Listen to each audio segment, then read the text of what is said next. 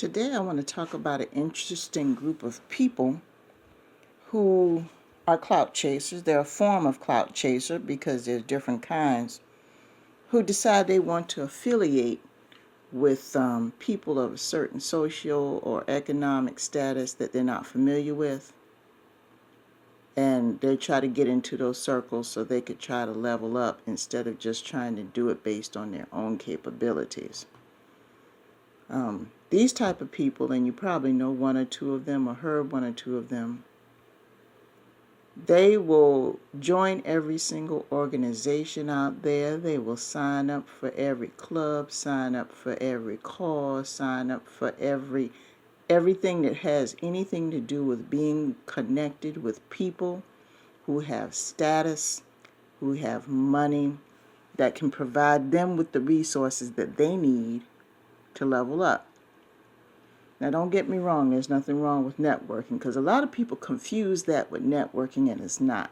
When you're networking, you're trying to promote a product or service, and you are trying to engage with other people who promote products and services.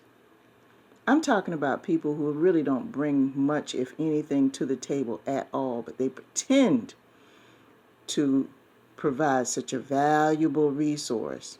And there's really no proof in the pudding.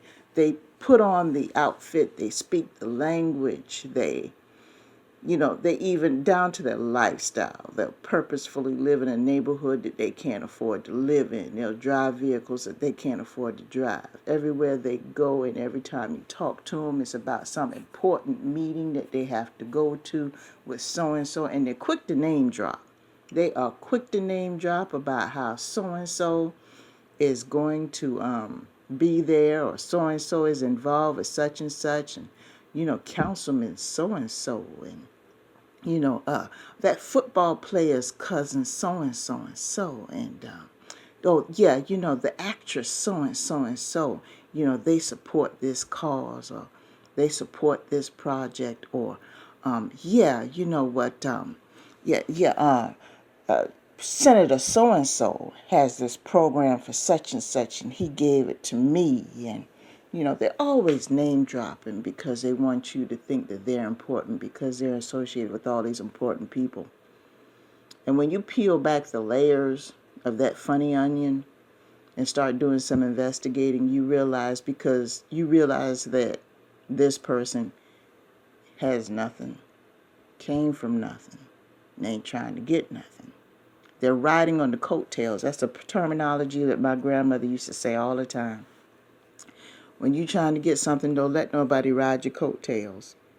And that's basically what they're doing. They're hopping on the success train and hadn't even paid the fare. And they're just doing it. And there are a lot of people who do that. A lot of gold diggers are clout chasers. They do that, a lot of the professional ones, because you got these people who claim they're gold diggers and they really don't know the procedure. But anyway, that's a topic for another audio, because I know some people that are like that and they got this down to a science. Anyway, I digress. These people are all about trying to look the look so they can gain respect in their own circles of people. These are the type of people that they will go ahead and they'll spend all their time and energy and resources and everything else trying to be associated with the people. But the only reason why they're doing it is, number one, to make themselves look good, and to make the people that they're really associated with think that they're better than them. Make them look up to them. These are the people behind closed doors. You know that you came from a certain area and you don't go there when the lights are on, but when the lights are out, that's who you go home to. And when you go home to them, you got all these big, huge things to say in an effort to make those people think that you're better than them, make them look up to you, look for some sort of admiration. You're going through all these scenarios. And the funny part about that is the people that are involved in those organizations that live that lifestyle every single day, they already know you don't belong. They already know you don't belong. Y'all can have a meeting or something going on, and they'll see this person coming in, and the first thing these people think is, oh Lord, here they go.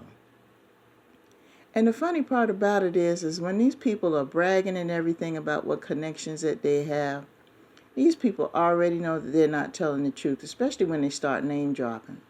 It's something you got to understand, people. When you have a famous person or a person of position that's associated with an organization, they may have founded the organization, but they're not going to be at every single meeting. They're not going to be at every single project because they got other things to do. They got their hands in so many other projects and other things. They're not going to be around all the time.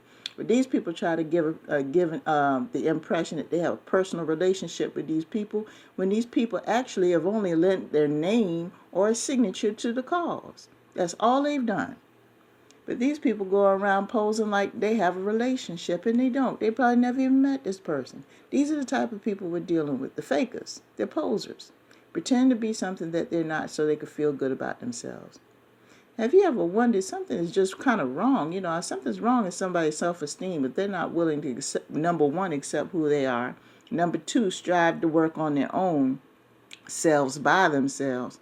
And number three, to go through all these lengths and build a lifestyle of fakery in order to impress some people that they barely know. I mean, you really need to work on yourself. You really do.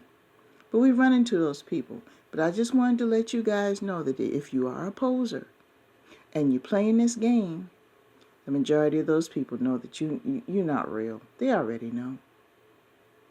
And that's how come, deep down, yeah, you're there at the groups, you're there at the functions, you're there at the meetings, you're there at the events. But as far as like on a personal level, a lot of these people don't reach out to you like that. And you wonder why? Because they've already figured you out. They've already figured you out. So just stop wasting time with all that. Find out who you are as a person. Develop a sense of purpose. And learn to love yourself. Because this little charade that you're playing, the game is going to be over soon enough. Just saying.